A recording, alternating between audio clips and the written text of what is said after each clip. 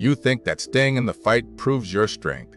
You think that having the last word, defending your position, and forcing the other person to understand your perspective will finally make them respect you. You believe that because society teaches you to stand your ground, engaging in every single argument is an act of courage and emotional maturity. You are completely wrong. Right now, your nervous system is burning massive amounts of metabolic energy in a desperate attempt to force reality to bend to your will. But you are not fighting to establish your boundaries. You are fighting because your amygdala is terrified of losing control over how the external world perceives you.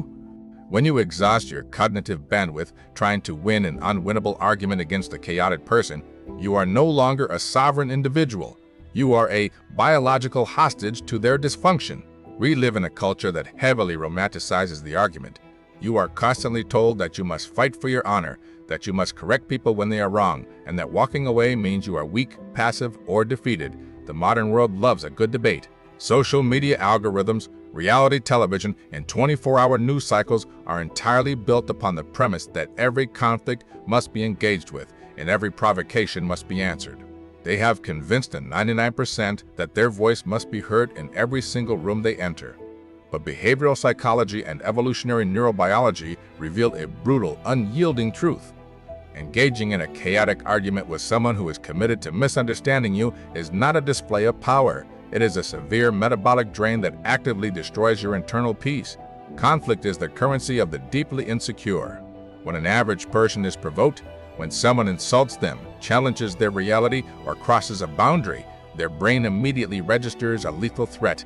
You must understand that your brain was not designed for modern social dynamics. It was designed for the ancestral savanna. For thousands of years, human survival depended entirely on status within the tribe. If a tribe member challenged you and you backed down, you lost your status. Losing status meant losing access to food, shelter, and protection. It meant certain death.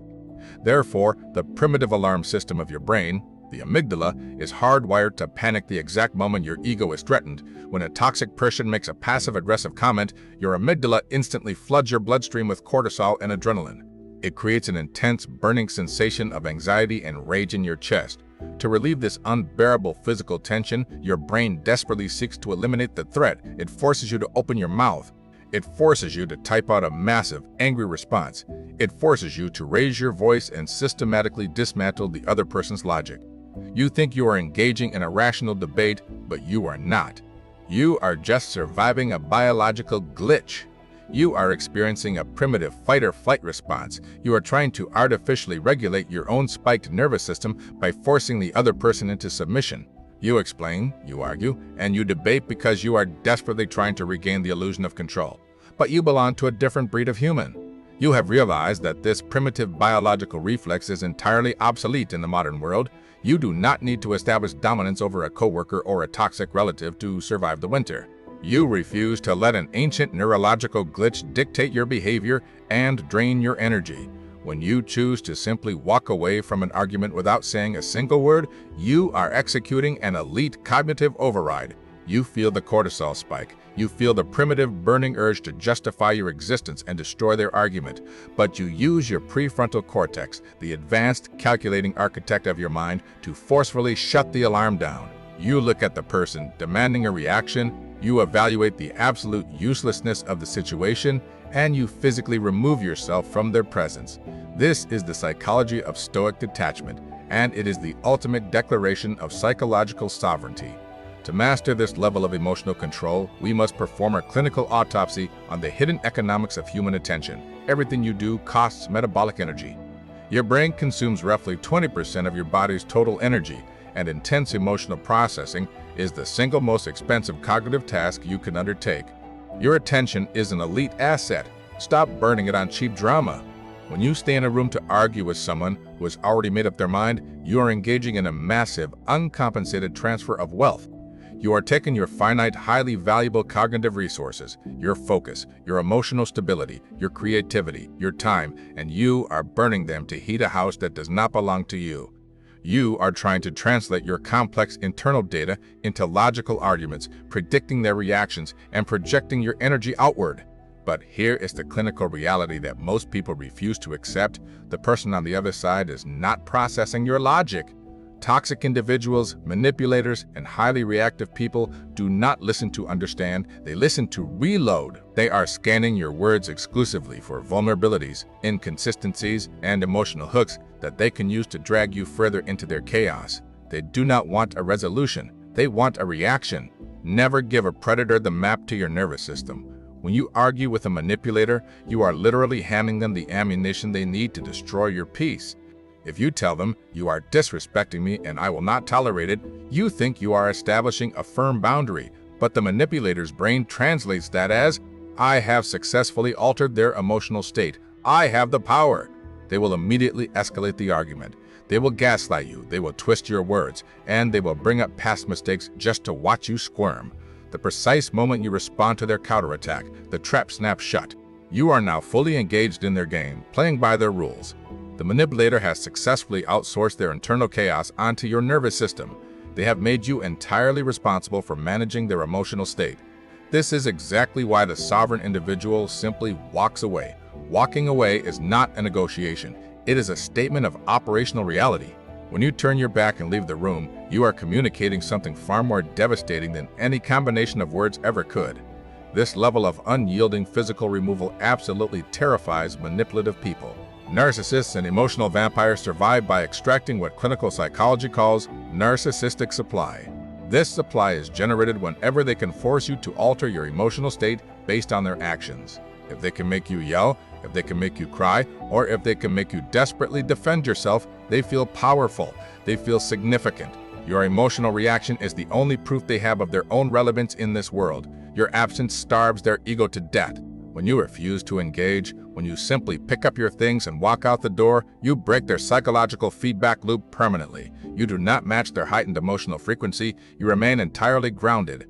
This creates a massive, unbearable cognitive dissonance in the manipulator's brain. They threw an emotional punch, fully expecting you to punch back so the fight could continue. Instead, they punched thin air, and the sheer momentum of their own toxicity causes them to fall flat on their face. Because they cannot extract any emotional data from your departure, they cannot predict your next move. They are forced to sit alone in the room with their own deep-seated insecurities. The void you left behind acts as a massive psychological mirror, forcing them to look at their own irrational behavior. They will desperately try to pull you back in. They will send you long, angry messages. They will call you arrogant, cowardly, or cold. But you must understand that these accusations are not about you. They are a desperate, frantic attempt to force you into a defensive posture. They want you to come back and say, "No, I am not a coward. I just refuse to be spoken to that way." The second you turn around to say that, you have lost. You have re-entered the arena. The true master of human psychology simply ignores the message, observes the manipulator's panic from a safe distance, and continues building their empire without missing a single beat. They do not argue with reality. They simply leave it behind. This brings us to the most dangerous psychological trap of all, the desperate need for closure and the concept of the outsourced ego. Why is it so incredibly painful for the average person to just let an argument go? Why do they lose sleep, obsessing over what they should have said, wishing they had delivered the perfect comeback? It is because the 99% do not possess an internal framework of identity. Their entire sense of self is crowdsourced. They build their identity using the opinions, validations, and perceptions of the external world. If they win the argument and the other person admits defeat, they feel smart, valid, and at peace. But if they walk away without a resolution, their entire psychological architecture feels unstable. They have outsourced their ego to the person they are arguing with. Therefore, when someone challenges them and the conflict is left unresolved, it is an existential threat. They must desperately fight to get the last word, because if they do not force the other person to concede, they literally lose their sense of self. They are hostages to the ignorance of fools. They spend their entire lives acting as unpaid lawyers for their own personality, constantly doing damage control in the courtroom of public opinion. You cannot be sovereign if your peace requires their confession. The psychology of the elite non-combatant is fundamentally different. You have built an impenetrable fortress of internal data verification. You have spent years auditing your own flaws, your own motivations, and your own values. You know exactly who you are, what you are capable of, and what your boundaries are. Because your data set is generated internally, it does not require external peer review. If someone insults your intelligence or wildly misinterprets your actions, It does not trigger a biological panic in your brain. You compare their statement against your internal data. Your internal data says their statement is mathematically incorrect. Therefore, their opinion is entirely irrelevant. You look at their aggressive ignorance the same way you would look at a toddler throwing a tantrum because the sky is not purple. You do not waste your metabolic energy screaming at the toddler to prove the sky is blue. You simply walk past them and enjoy the weather. You must become deeply, profoundly comfortable with letting people be wrong about you. This is one of the highest echelons of psychological mastery. Let them paint you as the villain in their victim narrative. Let them tell their friends that you ran away because you could not handle the truth. Let them completely misinterpret your silence as defeat. Your reputation is not your responsibility. Your reality is. There is an intoxicating absolute power in letting go of the need to manage other people's perceptions. When you stop trying to control how you are seen, you reclaim 100% of your cognitive bandwidth. You redirect that massive amount of energy away from useless social friction and pour it directly into your purpose, your physical health, and your personal evolution. You must realize that staying to fight is often a subtle form of control. When you argue, you are trying to control how the other person thinks and feels about you. You want them to agree with you so that you do not have to feel uncomfortable. But you cannot control their mind, and it is incredibly arrogant to try. True Stoic respect means allowing people to be entirely wrong, allowing them to be angry, and allowing them to live in their dysfunction, while you simply remove your physical presence from their blast radius. But you must be fully prepared for the heavy social consequences of this cognitive upgrade.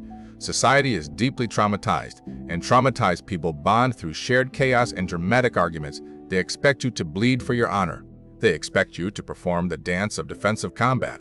When you refuse to participate, you become a terrifying glitch in their matrix. Your unshakable ability to walk away forces them to confront their own lack of boundaries. It holds up a mirror to their own desperate need for validation and conflict. And average people hate nothing more than a mirror that shows them exactly what they lack. They will attempt to isolate you. They will attempt to shame you into compliance. They will use guilt, obligation, and social pressure to try and force a reaction out of you. Your peace will deeply offend their chaos. You must relentlessly protect your mental territory. Stop apologizing for leaving rooms where respect is no longer being served. Stop softening your exit to make it more palatable for weak people. Stop offering a thesis defense every time you make a choice that prioritizes your own survival over their dramatic entertainment. The people who are meant to be in your life, the high-tier individuals who operate on your frequency, do not require you to fight them to prove your worth.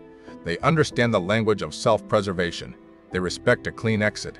Anyone who demands that you constantly engage in warfare to justify your existence is not a friend, not a partner, and not an ally. They are a massive liability to your future. It is time to stop playing the game by the rules of the reactive, exhausted majority. Your mind is a fortress, and your attention is the most heavily guarded asset inside it. Every time you refuse to argue, every time you turn your back on chaos, you are laying another solid brick in that wall. You are training your nervous system to tolerate the discomfort of being misunderstood, and in doing so, you are building an absolute immunity to social manipulation. You belong to a rare minority of humans who understand that true freedom is not the ability to win every fight, it is the ability to walk away from a fight without feeling a single ounce of guilt. You have recognized that your internal state is the only territory you will ever truly own, and you guard it with lethal precision. You do not trade your peace for a meaningless victory. You do not lower your frequency to meet them in the mud. While the masses exhaust themselves, screaming into the void, desperately trying to prove their worth to people who do not even like themselves, you use the void to forge an unbreakable mind. While they trade their metabolic energy for fleeting moments of ego validation, you compound your energy to build a reality that cannot be shaken by the opinions of the crowd. That is not passivity. That is not cowardice.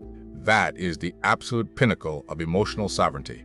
And sovereignty is the quiet superpower that separates the reactive from the untouchable. If you listened to this clinical breakdown and felt a profound sense of clarity, you are already part of the elite minority that prefers the cold truth over a chaotic lie. Subscribe to the channel. Stop fighting ghosts. Guard your peace. Build your legacy. See you in the next protocol.